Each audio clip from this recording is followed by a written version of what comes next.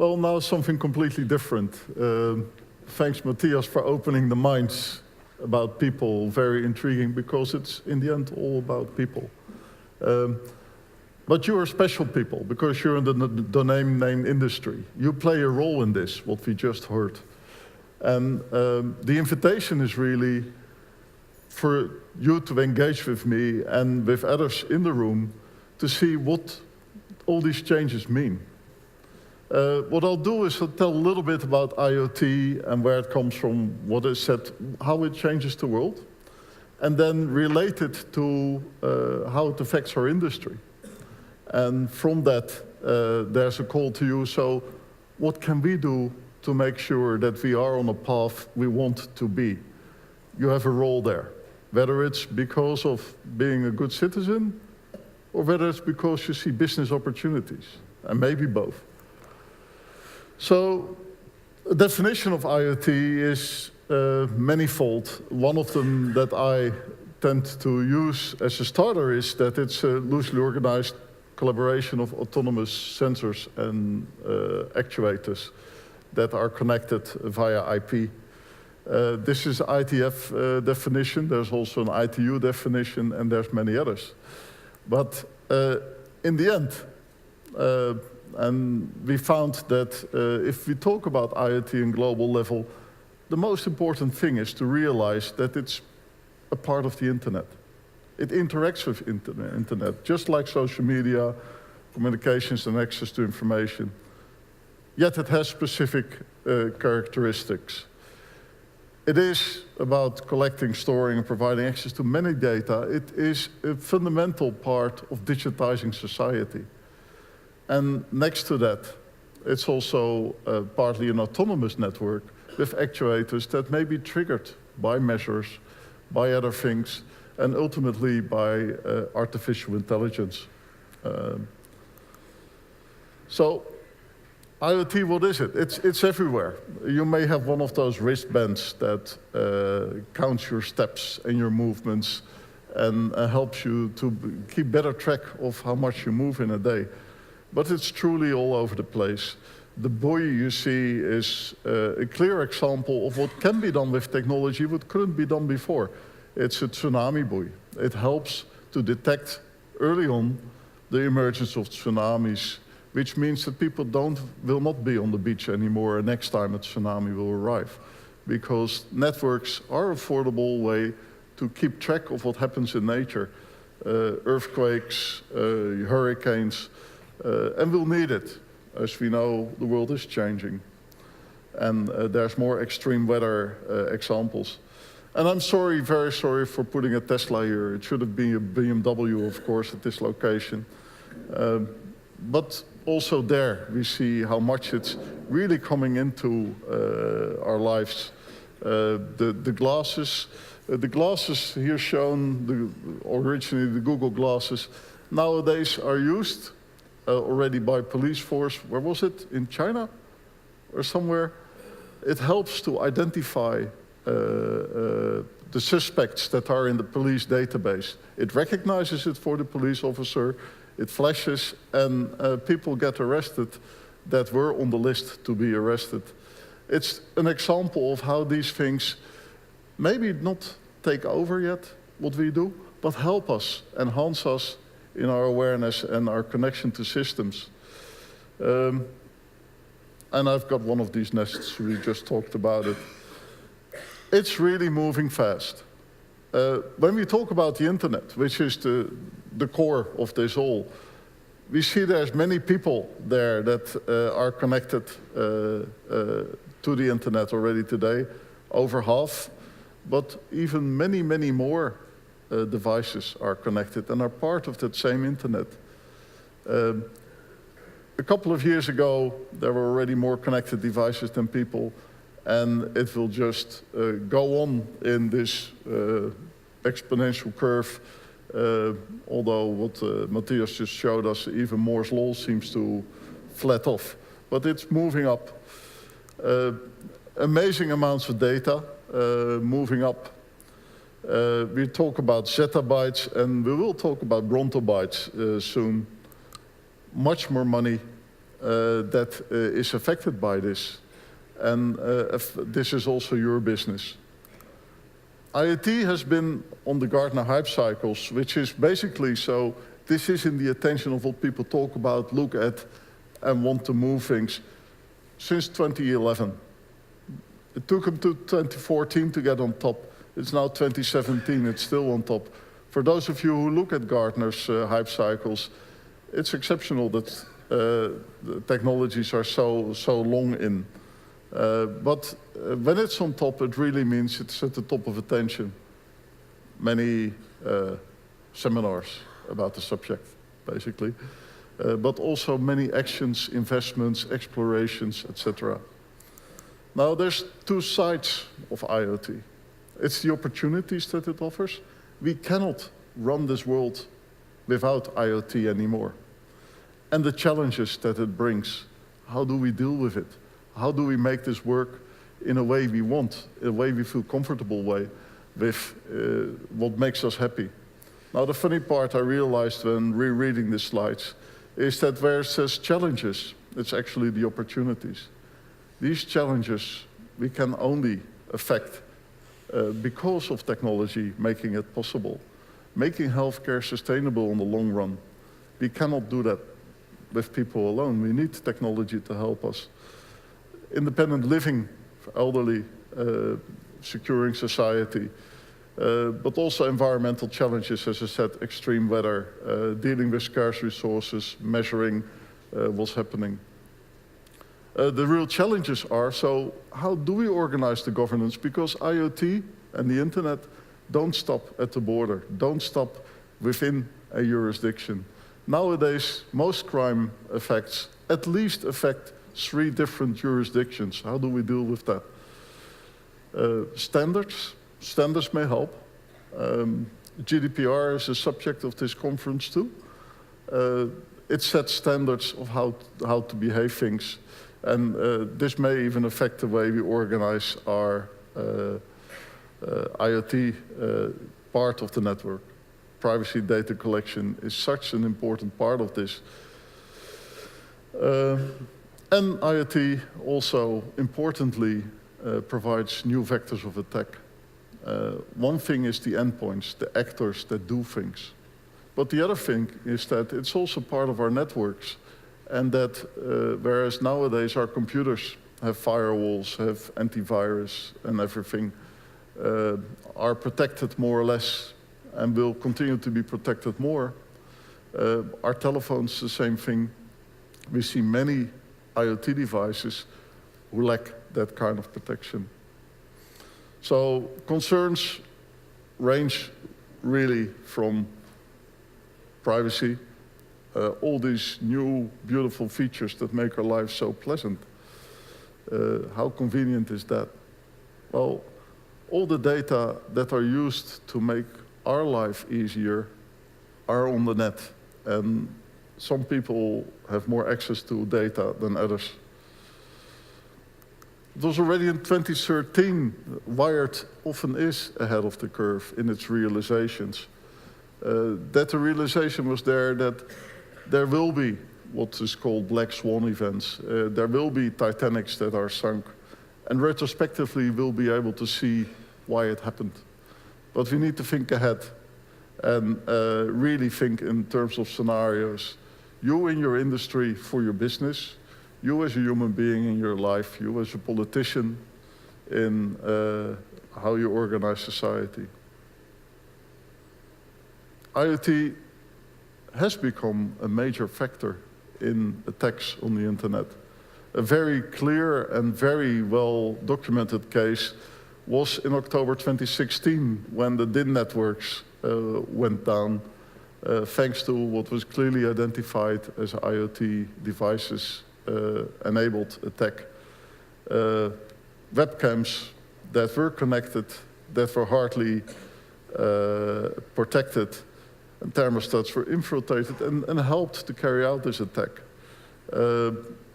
Many things to say, and the good thing about this one, and please, if you haven't done yet, look at it. It's very well documented. You can learn from it. It's all players that play a role here. The people who design and develop the IoT devices that are poorly protected, the people that connect them, and even the network providers that allow these things to engage in the DDoS attack. Arbor Networks already for a long time follows up on this, and first botnet attacks were already in earlier in 2016 attack, and at the Olympic Games, according to Arbor, many attacks were following. It's becoming a common practice there. They're vulnerable in themselves, and they can be recruited. Next to the poor way in that they're protected today, they're also not updatable. And even if the devices that we get on the internet today would be much better protected and the protection would be updatable, the old devices will still be on there for a long time. A clear example of changes is, of course, that the first car that was hacked and documented as being hacked, it was not a BMW, it was in the United States 2 years ago. It was taken over because the protection of the system was a standard, default protection, and it was true for all the cars of that same type. These have to go back to garages and were updated to make sure that this wasn't possible anymore. At the same year, later that year, the Tesla upgrades were just coming down via the air to Tesla cars. So it's possible, it's changing. Now, we're in the DNS industry, and we know that there are some inherent weaknesses in our systems too. We know that the system can be challenged, can be, we're familiar with DDoS attacks going up, getting more every day, every year, and Moore's Law hasn't ended there yet, in a way. Man-in-the-middle attacks, spoofing. So it's inherent weaknesses. There's also a lot of bad implementation. If we would up implementation, if we would invest in good practice, in better practice, not only here, but around the world, that would help a lot. But we also need to address this aspect of botnets and the cheap devices that are part of it. World Economic Forum, only a couple of weeks ago, not a surprise, has cyber attacks as one of the most prevalent risks today. I think it's not new or news. It's just a realization of reality. We have to live with these vulnerable infrastructures, with the new threats that are coming because of the new ways of working, and the increasing amounts of data. And therefore, the call is very much to find this balance between what technology can do and societal needs. So this is, going back to Matthias' speech, where we need to look at our role in the system, where we need to see what we can do to develop this in a way that we want. So today, cyber attacks have become one of the most likely and most disruptive threats in our society. Question to you, and really, I don't come with all the answers here. You know much more about this than I do. But will the DNS industry stand aside and take its losses in declining trust in the internet, in people moving out, like what we saw on some of the first slides in Matthias's? Is the interest going down, ultimately? Or will you step up and address these challenges head on and build more secure services, including for IoT systems, IoT devices? Now, there's two ways of going around it, or three ways. One is no action. This is from a policy perspective. No action means that things will go on as they go. My prediction will be that it will lead to degradation of the systems. My prediction will be that if we would let that happen, all trust in the internet goes down, people will crowd out. And we know that won't happen because there's too much interest in the internet. Now, the second thing that can happen is what's called the soft law option. That means that the industry is basically in interaction with citizens, in interaction with governments, takes its own steps forward, implements ways, and prevents in that way that the hard law option, option 3, is necessary. That governments come with legislation that guide you, tell you, and punish you if you don't obey. A clear example here is, I think, the privacy legislation that is coming up. We knew that we needed to deal with privacy. We knew about privacy-enhancing technologies, pricing-enhancing methods since the 90s and earlier. But we didn't implement it. Now we have GDPR. Does it make us happy? It comes with a lot of pain. It forces us to take action. But maybe this was needed because otherwise nothing happened. So the pivoting point we're here now at the security of networks is, will we wait for hard legislation to come from governments on your responsibilities in this? Or are you stepping up to make sure that that won't be necessary? There's many, many different aspects. There's malware, there is bad implementation, there is all kind of threats, but there's also all kind of solutions that help in addressing these, like DMARC, DKIM, DNSSEC. So many aspects that we can play a role in and where we need to involve other stakeholders in to make it happen. So be ready, because my next slide is my last slide, really. It's the questions. Do we, as an industry, want regulation to guide us towards addressing the increasing cybersecurity challenge? Or can we step up? Combination with self-regulation, awareness raising, making people aware. Can we expect an overall decline of the DNS market because of decrease of trust?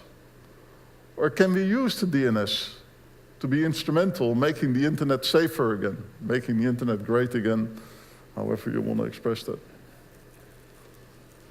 Do you want to do this because you want to be a good citizen, or do you even see business opportunities? My prediction is the more insecurity people will be confronted with, the more they'll be willing to pay for environments that you, as a registrar, as an ISP in particular, could offer to add security. In the Netherlands, we got several providers. The main providers are very limited. They're not focusing on it yet. But there's one gem that has more than 10% turnover. I don't know exactly how much. But their innovation and their attention for these aspects provides them with a market. So, who has some answers to these questions? Who has some ideas on how to react to this? The floor is yours.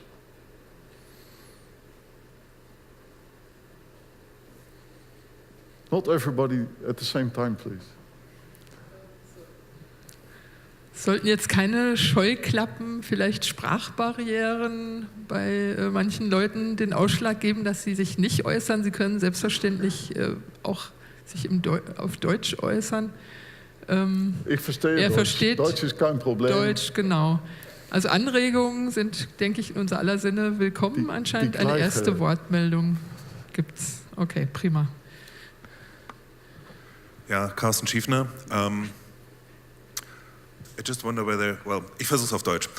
Die Frage, die sich mir stellt, ist, wenn wir über Internet of Things, das Internet der Dinge sprechen, bis zu welchem Grade das ganze Konzept steht und fällt mit der technischen Implementierung. Und du hattest es schon angesprochen, dass viele von den Internet-IoT-Devices schlicht und ergreifend schlecht programmiert sind. Und ich glaube, das ist aus meiner Perspektive eines der Kernprobleme, dass diese Dinge leider immer noch nicht die Aufmerksamkeit bekommen, die sie verdienen, die sie meiner Meinung nach verdienen müssen, um eine sichere, faktisch unangreifbare oder jedenfalls perspektivisch unangreifbare technologische Plattform zu schaffen, auf der dann Dienste aufgesetzt werden können. Weil ich sage es mal so, wenn ein Auto, das Beispiel Auto ist immer ein beliebtes Beispiel, wenn eine gesamte Autoindustrie es nicht schafft, Autos zu bauen, wo die Bremsen gut funktionieren, dann wird es irgendwann keinen Autoverkehr mehr geben, weil die Leute schlicht und ergreifend vielleicht nicht mehr Auto fahren wollen. Ja? Und ich glaube, das ist die Kernaufgabe von uns allen, hier Technik zu schaffen, die das letztendlich berücksichtigt. Und die Frage wäre, in welche Richtung, du hattest diese 3 Stufen hier aufgezeigt, keine Regulierung, Soft Law, Hard Law, in welche Richtung deiner Meinung nach die Tendenz geht. Ob wir irgendwas brauchen, was wo Soft Law noch reicht, oder ob es in dem Sinne, dass die Industrie das schuldig geblieben ist, ob es in die Richtung geht, dass wir ein Hard Law letztendlich brauchen, also harte Regulierung. Danke. No. Carsten, I'm very open to responses from anybody on this. But basically, IoT is obviously not one thing. IoT affects different sectors, and the automobile industry that you just mentioned, to those devices that are used in cars and how they are used and how they are secured, there's a lot of requirements, otherwise it's not allowed. The car needs to be safe. Same for planes. Less so for houses, and less so for personal devices. So I agree that it's not true there's not regulation. There is regulation already that puts requirements there. It's the whole system where we are confronted with many devices that are also partly low intelligent, yet poorly protected, and capable of being involved in man-in-the-middle attacks, in DDoS attacks, in spam spreading, and things like that. So that's where we need to find a way to deal with it. And maybe there's a kind of ecosystem approach, whether it's upping the opportunity to use VPNs, enabled by IPv6, whatever, as a default service, which is not true nowadays for most ISPs. Or is it in other ways in a combination with changing the IP protocol that it's easier to make sure that DNSSEC is in a way more integrated in the core? I don't know, but very much both are important. A couple of years ago when I had my first camera in the house, at times I'm traveling, so then it's useful, you can check your house whether there's no people doing things that they shouldn't be doing there. But I was sitting in my Sarah, and at a certain moment, the camera turned to me. And then voices came out. So I checked, do you know what you're doing? And the voices were answering, so I pulled out the plug, which fortunately worked. But it's these kind of things that made me realize that if I would have a service provider who would make it possible for me to put it all behind a network, and also when I'm not at my place but somewhere else, have a VPN connection to make sure it's a safe connection, I would be willing to pay for that, a certain amount. I think this is part of the business opportunities that we see. Maybe not in the car industry, for you as an ISP, but maybe for these kind of devices for small businesses and consumers. Please.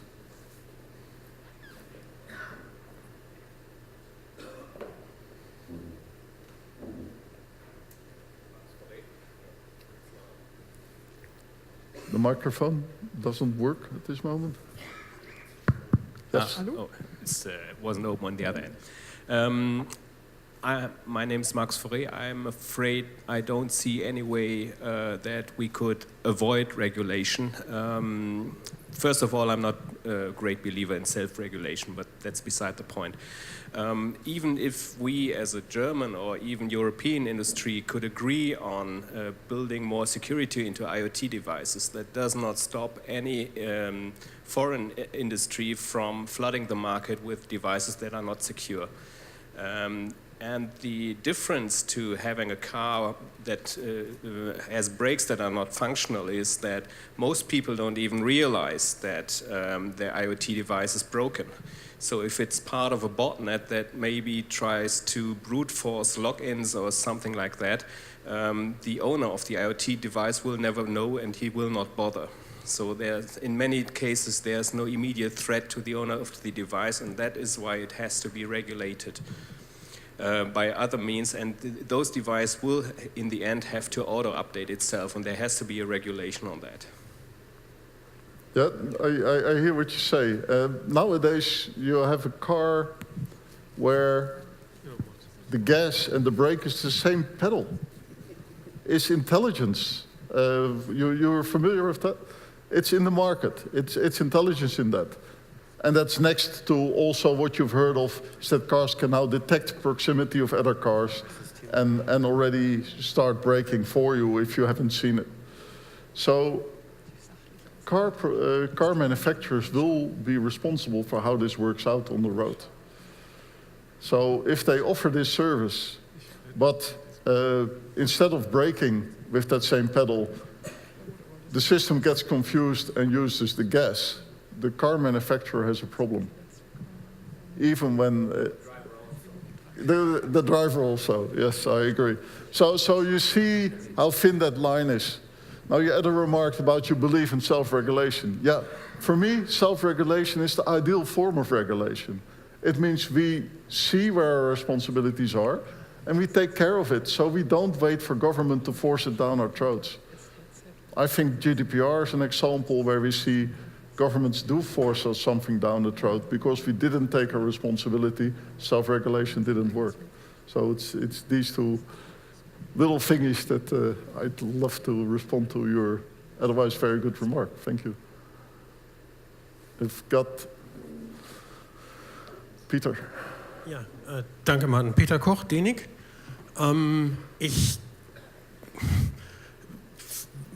Alles, was du gesagt hast, ist richtig. Ich glaube, dass wir Fokus auf die Sicherheit von IoT-Geräten, was immer das ist, richten sollen.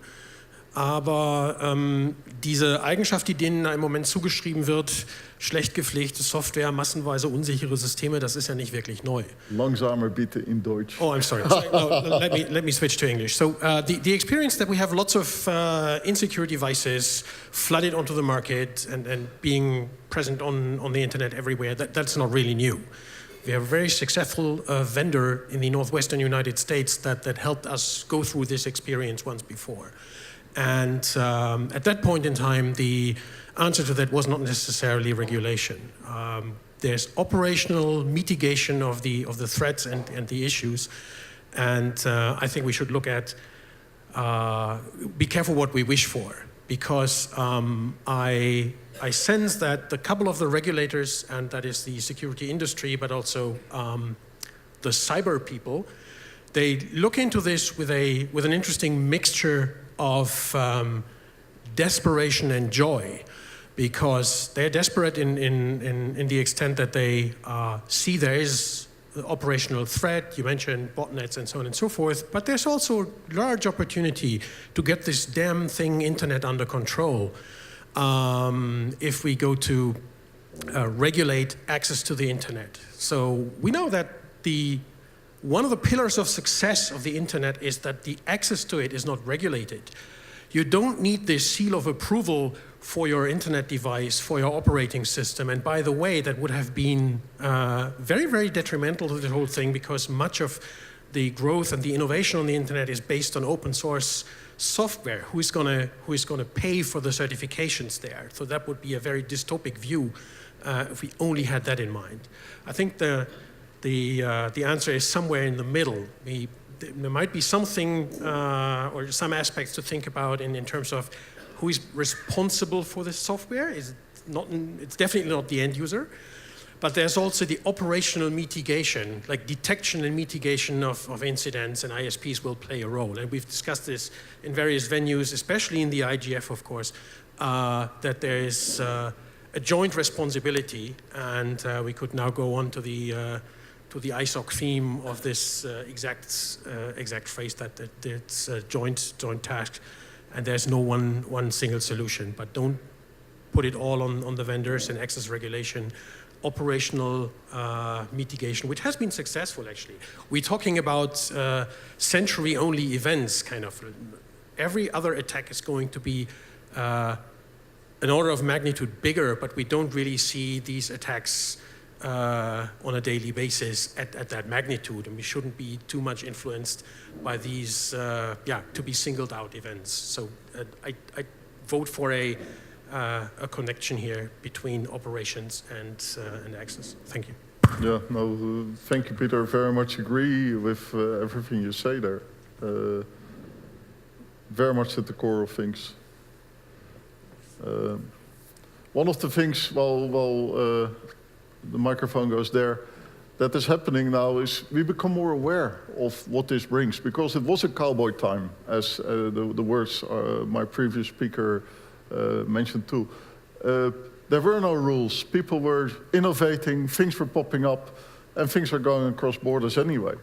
But we're now becoming more aware, because how this internet functions and how safe it is affects our business directly, whether it's the car, or whether it's our company or our market. So how do we get some grip on this that is not just, well, we don't know what's going to happen next? And one of the things there is that the World Economic Forum itself basically has started to explore with the insurance industry. So under what conditions could we start reasonably insuring, in the first instance, industrial IoT? How can we make this insurable? How can we make the risks so that we can get a feel for it and work for it? So it's one of the first moves, and it's one of the aspects that I feel we really should engage in. Please. Michael Hosting Switch. You mentioned the role of standards, security standards like DMARC, like the NSSEC, the regulation of IoT, and I think they will play a role and make the Internet of Things and the Internet more secure.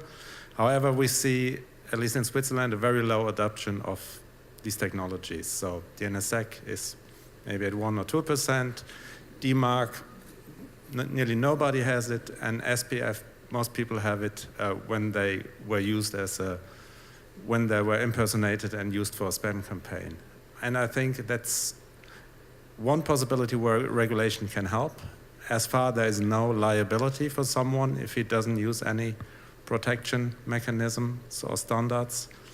And if there is, or if there would be a fine like with the GDPR, I think we would see a higher implementation of the security standards, and we'll have a more secure internet. Yeah, thank you very much. Very, very, very good example. Nowadays, there's also liability.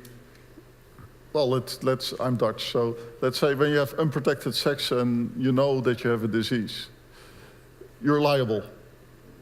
If you have an IoT device and you know it's not protected, and it doesn't matter because it's used for a DDoS attack that doesn't affect you, you're not liable. It's fine, whether you know it or not. Well, maybe if you know it, you should take measures, but nobody asked you to make sure you know it.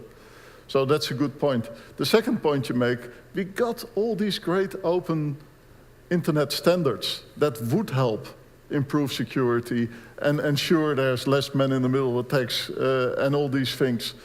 Why don't we use them? And with you say maybe regulation helps a little bit. Is this where we will see regulation in the due time? Because in the 90s we had all these great understanding of privacy-enhancing technologies and privacy-enhancing measures, and we didn't use them. Now we have a deep understanding of how some open standards can help a lot in improving security. Why don't we take it up? Why do we wait until things get so bad that government feels the need to step in and oblige you to fulfill certain standards? I see this triggers somebody. So thank you very much. Yes, thank you. Hello? The other microphone, please. Yeah? Oh, now it works. Perfect. Just took some time. Hi, my name is Peter Helmonds. I've been sort of in internet and internet governance circles for a while, so some people will recognize me, Wolfgang, for example. Hey. I'm looking at I'm not a techie, okay? I'm more like a social science kind of person. And I'm looking at from this perspective.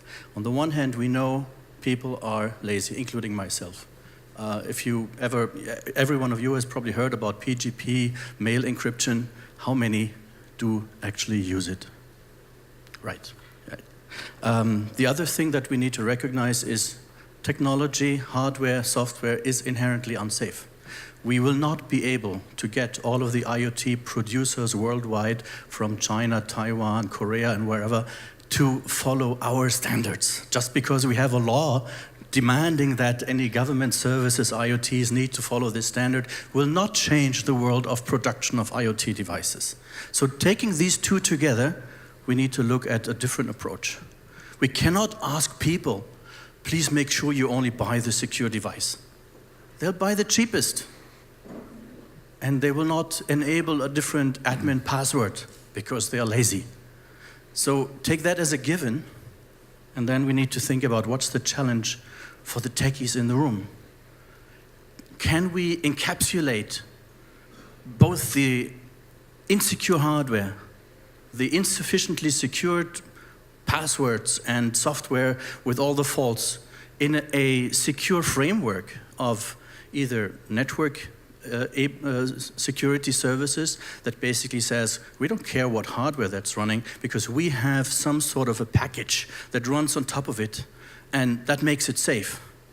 And so that, I guess, is the challenge for this industry here. Maybe not just, maybe domain name industry may be part of it, part of the equation to make that part secure, but there's more to it, I guess. And I'd really like to challenge all the guys who know how to code, and I don't know. I did an A.out, hello world, that's it. So don't look for me, but I can only challenge you to think about it, taking these two constraints into consideration, lazy people and insecure hard and software. Thank you. Yes, thank you very much. Very good. Appreciate it. The point you make is right on. And indeed, you were pointing at Wolfgang Kleinwachter here in the front. I was announced as chairman of the Dynamic Coalition of IoT. He's one of the founders as well. He sees that it's part of the solution to start working together across disciplines and across stakeholders. Very much agree with that.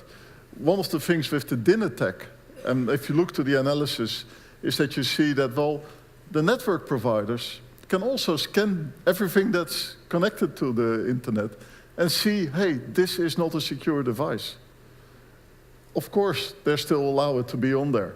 They would get in trouble if they don't. Maybe legislation will help them to allow to just say, well, this is not secure, I won't connect it. It's just one of the many questions. Like you, I'm not a technical person, but we need to approach this holistically, and we need to get real. Next to your responsibility in this, there's the business opportunity that will arise with you. So thank you a lot for your attention, and really appreciate the interaction as well. So.